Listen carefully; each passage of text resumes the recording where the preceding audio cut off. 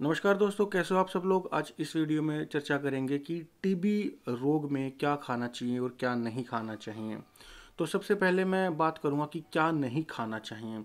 तो सबसे पहले जो तेल से बने जितने भी पदार्थ होते हैं, तेल का छोंक हो गया, तो उनसे बने सभी पदार्थ आप बंद कर दीजिए, चाहे वो तली हुई चीज़ें हों या फिर पकोड़े हों, समोसे हों, गोलगप्पे हों।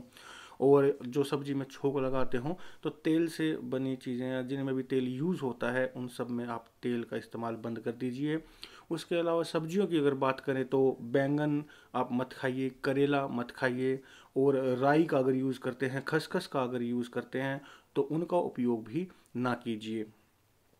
इसके अलावा जैसे कई कई बार घर में कुछ चटपटा बना लेते हैं, बाहर से मंगवा लेते हैं, तो रोगी को लगता है कि मैं तो इतनी गोलियां खा रहा हूँ, मेरा मुंह का स्वाद बिगड़ गया है, तो मैं भी हल्का फुल्का खा लेता हूँ। तो बिल्कुल भी ऐसी गलती ना करें, क्योंकि वो मैदा होता है और ऐसे में आपकी जो पाचन शक्ति होती है वह ऑलरेडी कमज़ोर हो चुकी होती है, तो वह आपके बिल्कुल भी नहीं पचेगा। तो मैदे युक्त चीज़ें आपको नहीं खानी चाहिए। इवन आपको घर में भी मैदे से बनी कोई भी चीज़ें नहीं खानी चाहिए। आटा जो है वो आपको मोटा पिसवाना चाहिए। अब हम बात कर लेते हैं कि क्या खाना चाहिए। तो हमारे शरीर में जैसे तीन दोष होते हैं, वात, पित्त और कफ। अगर आपको पता लगे कि मेरे शरीर में कोई दोष बढ़ा है, तो हमें वो चीज़ें नहीं खानी चाहिए जिनकी वजह से दोष बढ़ जाए। जैसे हमें कफ की अगर दिक्कत है, तो हमें कोई भी ठंडी चीज़ नहीं खानी चाहिए, फल फ्रूट नहीं खाने चाहिए, ठंडा पानी नहीं पीना चाहिए, बासी भोजन नहीं करना चाहिए, फ्रिज में रखी चीज़ें नहीं खानी चाहिए। उसी तरीके से अगर पित्त बढ़ा हुआ है, यानी आपके शरीर में आप जलन महसूस कर रहे हों, तो आपको गर्म तासीर की चीज़ें फिर उसमें नहीं खानी चाहिए। और अगर आपको लगे मेरे शरीर में वात बढ़ा हुआ है, कहीं कहीं मेरे को दर्द हो रहा है, कंधों में दर्द हो रहा है, पसलियों में दर्द हो रहा है, गैस बहुत ज़्यादा बन रही है, नींद ढंग से नहीं आ रही है, तो यह लक्षण वात के होते हैं। तो ऐसे में आप घी युक्त भोजन करिए, रूखा सूखा भोजन न करें। विशेष रूप से क्या खाना चाहिए इसके बारे में चर्चा कर लेते हैं। अगर आपके खांसी वगैरह ज़्यादा रहती हो, जुखाम वगैरह बहुत ज़्यादा रहता हो, तो आप अश्वगंधा और गोखरू दोनों पंसारी के या फिर पतंजलि के स्टोर पे मिल जाएंगे, किसी भी आयुर्वेदिक स्टोर पे मिल जाएंगे। आप इन दोनों का चूर्ण मिक्स करके मिश्री मिलाए हुए दूध के साथ रोजाना सेवन करेंगे, तो जिनका वजन गिर रहा है तो वो नहीं गिरेगा, बल बढ़ता है। बेसिकली टीबी में आपको चाहिए कि आपको बलवर्धक चीज़ें खानी चाहिए, तो जिससे आपका बल ना घटे। अगर बल घट गया तो टीबी ठीक होना मुश्किल हो जाता है। तो बल बढ़ता है, इससे खांसी जुकाम आदि विकार दूर होते हैं। इसके अलावा आप आंवले का मुरब्बा खा सकते हैं, सेब का मुरब्बा खा सकते हैं, तो ये दोनों ही काफ़ी फ़ायदेमंद हैं आपके लिए।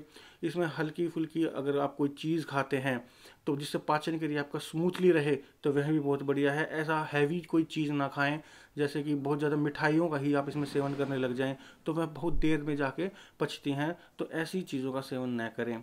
इसके अलावा आपके घर में अगर मक्खन बनाते हों, तो एक चम्मच आप ताज़ा मक्खन ले लीजिए, उसके अंदर आप 2 चम्मच शहद डाल दीजिए, और 1 चम्मच आप मिश्री, देशी मिश्री जो धागे वाली होती है, उसका चूर्ण मिलाकर डाल दीजिए। उसका अच्छे से पेस्ट बना करके आप उसको चाट लें और ऊपर से दूध पी लें।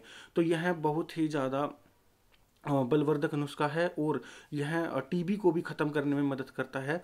थोड़ा सा लो प्रोसेस हो जाता है, लेकिन यह सहायक रूप के उपचार के तौर पे आप ज़रूर यूज करें। आपका जो भी टीबी का ट्रीटमेंट चल रहा हो, तो यह नुकसान नहीं करता, बहुत अच्छा रहता है। अगर आप ताज़ा मक्खन आप इस्तेमाल ना करते हो, तो आप उसके बजाय 1/4 चम्मच घी ले सकते हैं, 2 चम्मच शहद, और वैसे ही आप 1 चम्मच मिश्री मिलाकर सेवन करें, ऊपर से दूध पी लीजिए। कई लोग कहते हैं कि घी और शहद नहीं मिलाकर खाना चाहिए क्योंकि यह जहर बन जाता है। बिल्कुल सही बात है, लेकिन वह बराबर मात्रा में कभी नहीं खाना चाहिए। हमने इसकी मात्रा अलग कर दी गई है। 1/4 चम्मच आपको घी लेना है और 2 चम्मच आपको शहद लेना है। तो यह जो घी और शहद का जो इस तरीके का जो कॉम्बिनेशन है, वह आयुर्वेद के बहुत सारे ग्रंथ में दिया गया है, और यह बहुत ही कारगर भी उपाय है इसके लिए। उसके अलावा अब अगर आपको कफ बहुत ज़्यादा रहता हो और सिर में दर्द भी रहता हो, खांसी बहुत आती हो, तो आप काली मिर्च, सौंठ, दालचीनी और इनका उपयोग आप अलग अलग तरीके से कर सकते हैं। चाय में डालकर कर सकते हैं, सब्जी जब बना रहे हो उसके रूप में उपयोग कर सकते हैं, दूध में उबाल कर आप इसका उपयोग कर सकते हैं। तो इससे खांसी जुकाम और सिर का भारीपन दूर होता है। और काली मिर्च और तुलसी अगर आप उबाल कर पीते हैं, तो आपको पता ही है ज्वर नाशक भी है, बुखार में भी आपको फ़ायदा करेगा। एक लास्ट बता देता हूँ, लास्ट इसमें लहसुन का प्रयोग इसमें बता देता हूँ। लहसुन इस टीबी के लिए रामबाण औषध है। करना क्या है आपको, दो लहसुन की कली लेनी है और लगभग 1 गिलास दूध में आप इसको उबालिए। जब दूध आधा बच जाए उबल उबल कर, तब इस दूध का आपको डेली सेवन करना है। यह बहुत ही ज़्यादा लाभदायक है, चाहे आपके छाती का टीबी हो या कहीं का भी, हड्डियों का हो या कहीं का भी टीबी हो, तो उसमें विशेष लाभ देता है। ऐसे ही 250 ml आप सरसों का तेल लीजिए, उसमें 7 से 8 कली लहसुन की डाल दीजिए, मंद मंद आंच पर उसको पकने दीजिए। जब लहसुन की कली काली सी पड़ जाए तब उसको उतार कर, छान कर और कांच की शीशी में रख लीजिए। जहाँ भी आपके टीबी हो रखा हो वहाँ पर इसकी डेली मालिश कीजिए। अगर छाती पे है तो छाती पे कीजिए, कहीं पे हड्डियों में या कहीं पे भी है तो वहाँ इस तेल की आप मालिश कर सकते हैं। अगर आपको पता चले कहीं प्रॉपर हड्डी में ही है और डॉक्टर ने ऑपरेशन वगैरह के लिए बोल दिया, टांग काटने के लिए बोल दिया, या ठीक ही ना हो रहा हो, तो आप 7 से 8 कली लहसुन की कूट लीजिए, उसके अंदर 1/4 चम्मच सेंधा नमक मिला लीजिए और उसके बाद उसका अच्छे से पेस्ट बनाकर उसी स्थान पर लगाएं जिस स्थान पर आपके टीबी है, और ऊपर से आप चाहे तो पट्टी बांध सकते हैं। ऐसा नियमित रूप से अगर आप करेंगे तो आपका बिल्कुल टीबी ठीक हो जाएगा। उसके अलावा एक लहसुन का प्रयोग और बता देता हूँ। लहसुन का आप रस निकाल लीजिए, एक कॉटन उसके अंदर डुबोइए और अपनी नाक के आगे ऐसे लगा लीजिए, ताकि जो आपकी हवा आए वह जो रस भरे कॉटन वाली जो चीज़ है उसके अंदर से वो हवा आए, ताकि थोड़ा बहुत जो आपका लहसुन का रस है वह आपके डायरेक्ट फेफड़ों तक पहुंच सके। तो यह भी बहुत ही कारगर उपाय है, तो यह भी आप कर सकते हैं। सुबह सुबह की हवा के साथ करेंगे तो और भी ज़्यादा फायदेमंद है। जब वो रुई सूख जाए तो उसको दोबारा डिप करके दोबारा ऐसा करें। सुबह कम से कम 15 से 20 मिनट यह प्रयोग जरूर करें।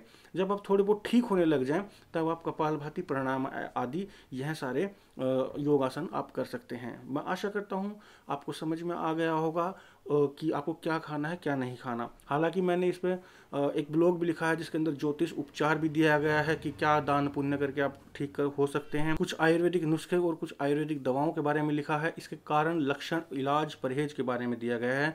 मैं डिस्क्रिप्शन बॉक्स में उसका लिंक दे दूंगा, आप चाहें तो आप वहां जाकर भी पूरा ब्लॉग आराम से पढ़ सकते हैं।